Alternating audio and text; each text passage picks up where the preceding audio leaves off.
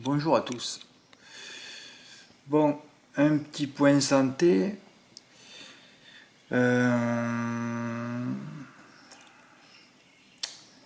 Donc jeudi dernier, je sais pas si j'ai déjà expliqué tout ça, oui, par écrit, mais peut-être pas à l'oral.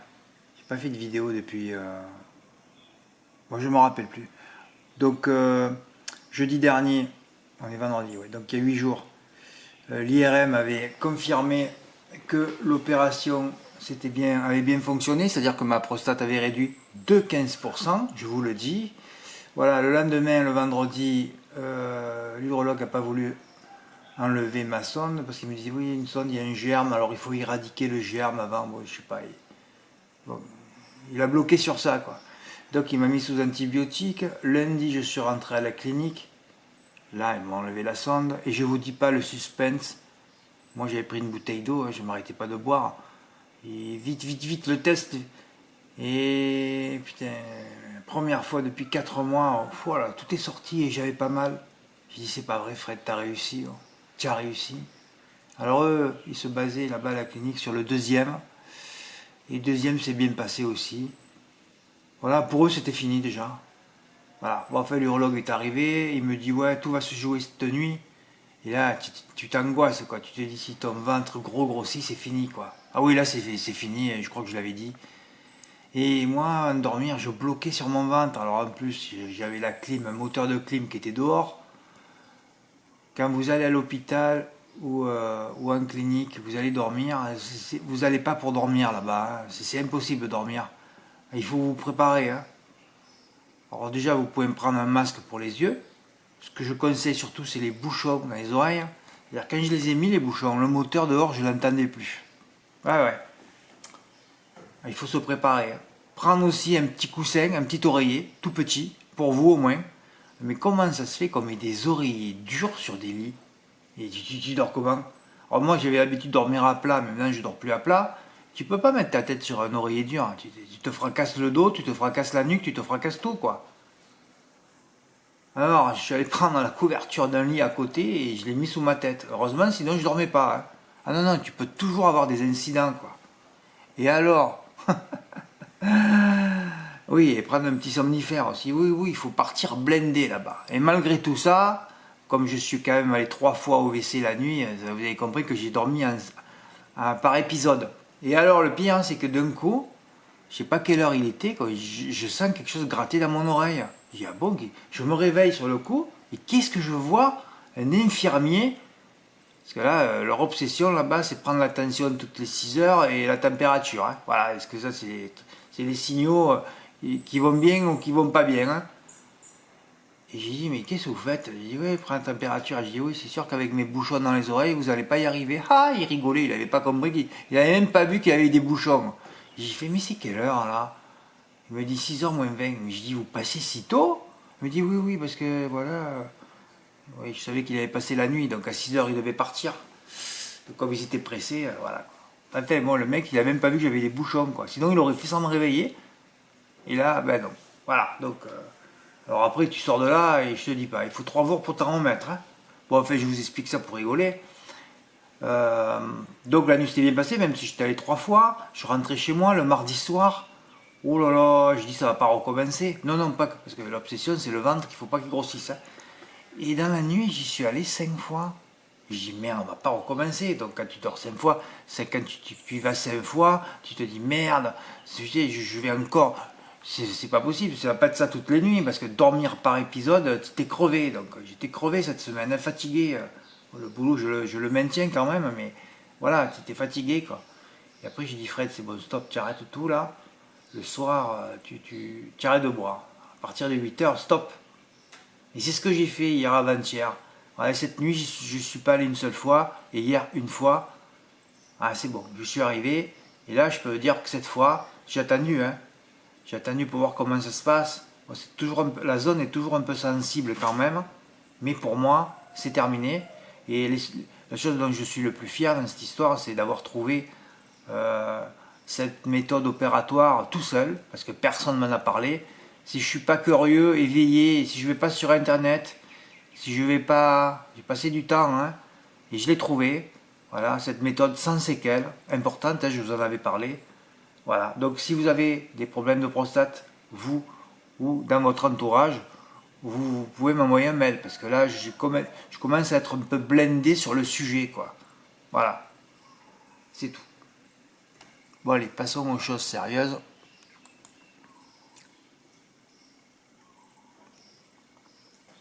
Hier, j'avais mis 7 chevaux sans ordre. De toute façon, quand j'en mets 6 ou 7, c'est pour les choix des bases ou alors au tiercé, hein. Voilà, parce qu'après, au quintet, n'importe qui peut rentrer. Voilà. Tu vois, un Jim Perrine qui a terminé très loin la dernière fois, et là, sur un 2100, il suffit d'être bien calé à la corde et tu finis 5e, hein. Voilà. Non, j'avais pas mis le 2 parce que bon, ouais, avait gagné sur 2150 mètres à Anguien, mais ça me plaisait pas. Je sentais que ça serait pas là. Je sentais qu'elle serait débordée et d'ailleurs elle a fini loin. Je sais que peut-être un peu malheureuse en début de ligne droite, après il a posé les mains. Bon, c'est toujours compliqué ce parcours. Voilà, et bon, le 16 aussi était publicité, mais bon, des numéros 16 à l'arrivée à Vincennes, il faut vraiment être un champion, hein. On en voit rarement, hein, 1 sur 100. Voilà, bon. J'ai tenté un peu des. Ouais, il y en avait un qui était à 40 contre 1, mais c'est toujours pareil, quand il y a des die, on ne sait pas. Thomas, Gilles un Bondo, moi je mets, hein. Ouais, c'est vrai qu'à 42 contre 1, c'était une cote de mort, hein. Bon, enfin, bon, passons, j'en ai mis que 7, et ben, il y avait le tiercé, il y avait le M4 déjà, voilà. Et Julien, bravo Julien, hein, qui m'a permis en plus de faire une vidéo, voilà, il a touché le tiercé dans tous les ordres, un ordre et 5 désordres, voilà. Bon, je t'ai pas répondu Julien sur le coup, mais c'est vrai que tu avais le quintet en 6. Bravo, bah, t'as été inspiré, hein. Ouais, t'as pas mis 6-8. Voilà, t'as enlevé 6-8, c'est tout. Il y avait encore plus simple, hein. La caverne va fonctionner quelquefois cet hiver, on le sait, hein. Bravo la caverne d'Alibaba, tiercé en 3. Voilà. Et là, vous voyez, par exemple, mardi, j'étais fatigué, hein, je travaillais 48 heures avant. Le mardi, voilà. Il fallait pas oublier que Joconde Cibé, c'était notre grosse note de Nantes. Ouais, j'ai la note de l'année, j'avais mis. Et le coup d'après, elle avait couru quand même déféré, DP plus PA à Nantes, et elle avait encore fini 5e. Mais bon, fatigué, je ne suis pas allé revoir la course. C'était encore la note d'ailleurs. Voilà. Et c'est très très bizarre, hein, cette année, hein, ce qui se passe. C'est-à-dire que tu prends des chevaux en note, ils vont te décevoir 1 ou 2 fois, et après ils vont gagner. C'est terrible. Ah ouais, l'exemple pur, c'était Caléda de la Cour. Chaque fois, si, je l'avais donné une fois qu'elle était rentrée à Grosse-Côte, mais celle-là, c'est terrible, quoi. La dernière fois à Laval, elle était pratiquement au plafond des gains, bien engagée, il y avait un poteau. Et l'autre, il est parti dernier, il est resté dernier, tout en finissant un peu 8e, comme s'il s'en foutait de cette course. Fred, ils ont préparé celle-là. Ouais, c'est possible, mais il était encore mieux engagé à Laval, j'ai rien compris. Ami Sébastien Bode, au moins je savais que lui, comme il gagne jamais une course, il a faim, hein. Donc, et le cheval a fait un canter, la jument a fait un canter. Tu te dis, mais merde, mais qu'est-ce qui se passe en ce moment? C'est quand ils veulent, c'est comme le capitaine de Liamon aussi. Je l'avais donné 2 fois, pas là, et après il fait un canter au croisé la roche. 2 fois il déçoit encore, et hier il refait un canter à Vincennes à 25 contre 1. Ah, mais tu comprends plus rien, hein. Voilà, tu vois des surprises gagnées à Vincennes, et tu vois des favoris, comment ils se comportent, c'est fabuleux, quoi. Ouais, c'est fabuleux. Ah, tu peux pas. Tu peux pas. Ils se mettent à donner au vent. Ouais, ils se mettent à donner au vent, ou alors ils sortent très tôt et ils se mettent à côté de l'animateur. Évidemment, il n'y en a pas un à l'arrivée, hein. On dirait qu'ils sont payés pour se mettre à donner au vent. Hier, c'était fabuleux aussi. On avait une note Little Dedou, bon, on sentait que ça allait être bien monté. Évidemment, c'est parti à 1,6 contre 1. Le cheval, ah non, il était dans un jour sans, il die, disqualifié. Ouais. Pareil, J. Borwell, ah oui, c'est le penalty, il court contre ses enfants, die. Mais je sais pas comment on peut jouer sur cet hippodrome destructeur, moi. Je sais pas. Ah, je sais pas. Quoi que tu touches, ça se passe mal. Tout le temps. Fred, il y a des enjeux quand même. Ah ben oui. Si vous comptez la famille et tous les amis des chevaux, c'est eux qui jouent, hein. C'est tout. Les turfistes, c'est terminé, hein. Il n'y a pas un turfiste dans les tribunes à Vincennes. Il y en a 0. Oui. Mais vous croyez que c'est rigolo de se déplacer et de voir tous les favoris à donner au vent pour pas finir dernier, ou alors qu'ils sont tous disqualifiés ou accrochés. Mais c'est plus un amusement. Vincennes, ça n'a jamais été un amusement déjà. Et en parlant des notes, c'est vrai qu'au début, avant, les premières années, je ne mettais pas mes notes. Je visionnais parce que bon, je suis obligé toujours de voir un peu ce qui se passe. Voilà. Si jamais il y a un cheval qui est 2-3 fois pris en note, je peux le conseiller. Mais prendre les notes, moi, enfin, j'espère en tout cas, parce qu'en plus, le matin, quand vous vous levez, vous voyez les notes, il y en a 10 ou 15. C'est pas possible. Tu ne peux pas refaire le papier sur 10 ou 15 chevaux.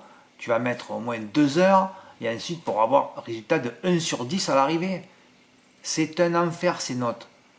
Et le problème, c'est que notre bloc-notes est envahi pour des notes que tu verras jamais plus à l'arrivée.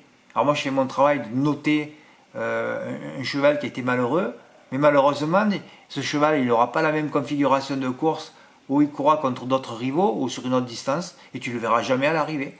Comme plein de notes d'ailleurs, tous les hivers à Vincennes. La meilleure chose qui remarche à Vincennes, là, à cette période, c'est les redéférés. Voilà. Et encore, ça se passe pas bien pour tous les chevaux. Hein.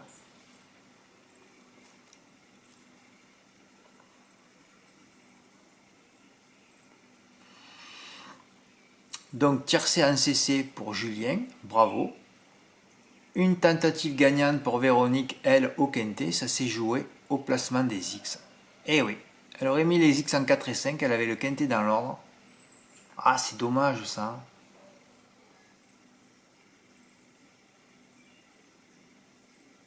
Ouais, elle m'a dit qu'elle sentait que JMB allait être bloqué. Bien vu, bien senti, mais comme j'ai marqué dans sa notule, avec l'expérience qu'il a, JMB, comment il fait pour rester à la corde du départ à l'arrivée? Ça n'existe pas, ça. Là, tout de suite, tu reprends et tu passes dernier s'il faut. Mais tu essayes de prendre un wagon, quoi. Tu subis pas la corde comme un mongolito, là.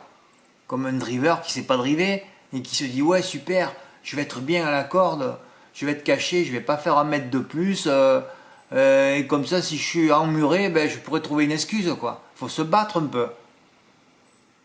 Non, il s'est pas battu, lui. Non, non, non, non. Non, il s'est pas battu, il a laissé faire, il a subi. Ouais. Peut-être que la cote, ça l'intéressait pas, hein.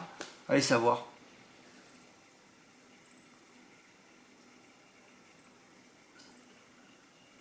En tout cas, c'est bien, j'espère que vous saviez que le jeu compte 6B, c'était une méthode de l'année, est à l'arrivée. Mais c'est bien, hein.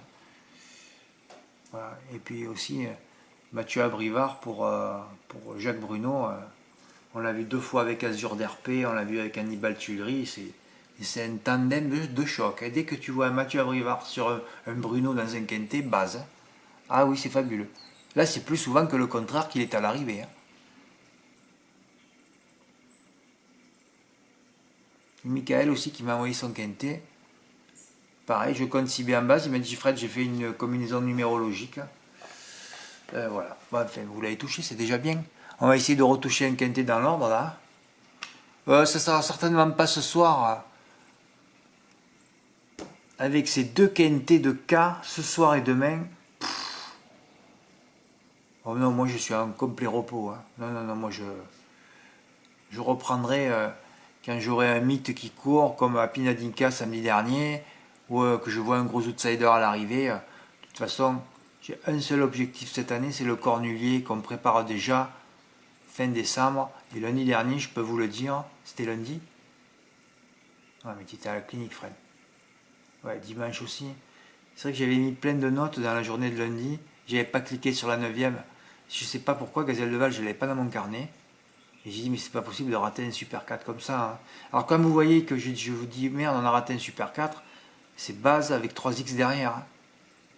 Hein. Comme la note d'ailleurs idéale de Jean à Marseille. Là, c'est des configurations où tu te retrouves avec les 2 fois avec 3 chevaux à 50 contre 1 à l'arrivée. Et là, même, tu peux les faire en flexi, tu prends 1000 euros chaque fois. C'est sûr que l'année dernière, je les aurais touchés les deux. Hein. Ouais. Voilà. Mais cette année, c'est repos. C'est comme ça. Je reprendrai quand je reprendrai, et surtout quand j'aurai envie. Voilà, c'est tout. Bon, en tout cas, bravo surtout donc à Julien, bravo à Véronique, et bravo à Michael. De toute façon, après c'est K, l'Autostar, après on a des vieux, vous savez, voilà.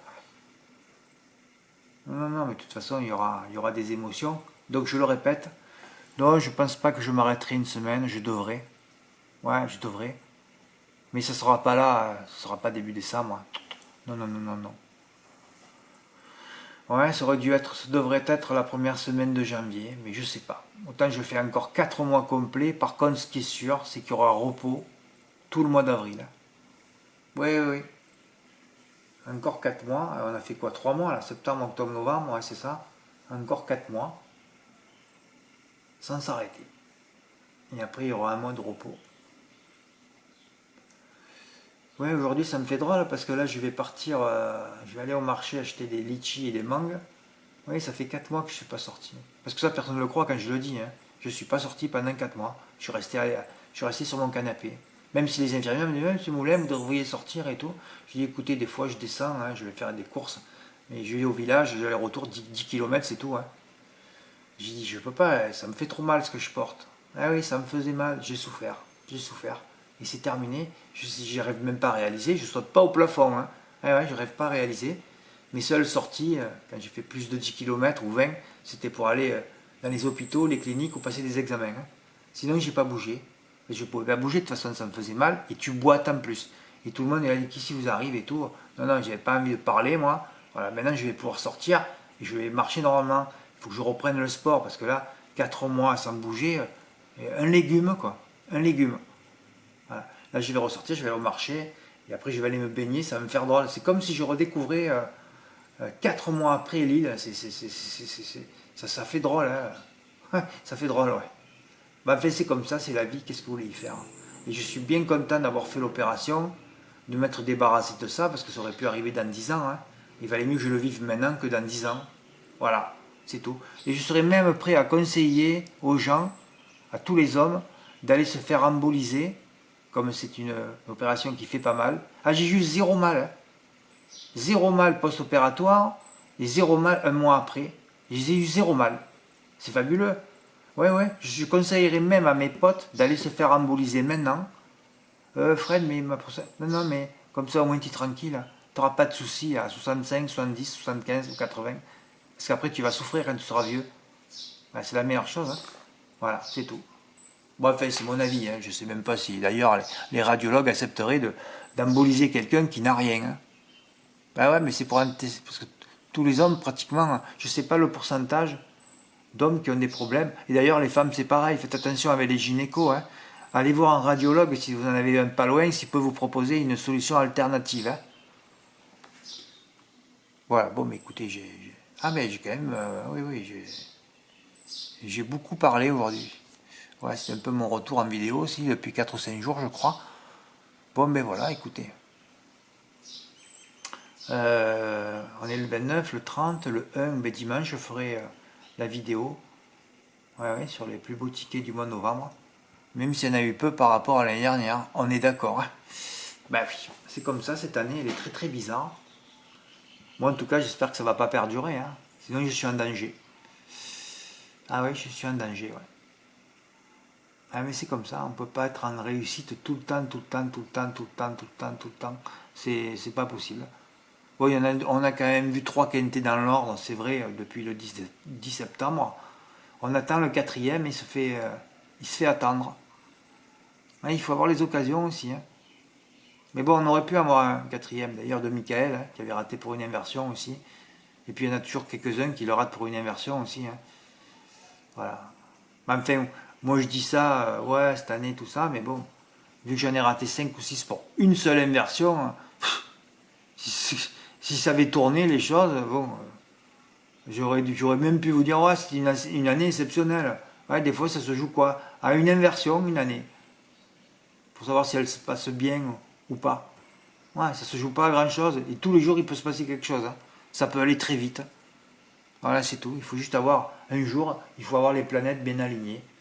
Voilà, c'est comme ça. Parce que c'est pas une question de valeur, hein. Je ne vais pas vous recommencer le speech, là. Voilà. Bon, mais je vous remercie pour votre écoute. Je remercie aussi François. Ah oui, il m'a fait un don pour me redonner du moral, là, quand il a su que c'était terminé. Et merci François, ça m'a fait chaud au cœur. Merci pour votre écoute. À bientôt. Au revoir.